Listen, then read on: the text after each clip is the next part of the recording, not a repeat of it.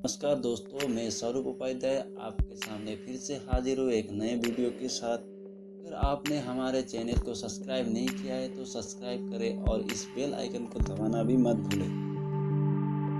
आइए आज चलते हैं बोगीबिल ब्रिज। ये ब्रिज सन 2002 में इसकी निर्माण काम चालू हुई थी और अभी तक इसकी निर्माण काम ख़त्म नहीं हुई है। 4.49 किलोमीटर वाला ये ब्रिज भारत का चौथा सबसे लॉन्गेस्ट ब्रिज है और ये ब्रिज ब्रह्मपुत्र नदी के ऊपर बनी है। बोगीबिल ब्रिज 2 रेलवे ट्रैक और एक नॉर्मल ओवर ब्रिज वाला ये ब्रिज नॉर्थ ईस्ट का दूसरा सबसे लॉन्गेस्ट ब्रिज है और ये असम के डिब्रूगढ़ और धेमाजी डिस्ट्रिक्ट को एक साथ जोड़ती है। आज हम आपको इस ब्रिज के कुछ झलकियाँ दिखाते हैं।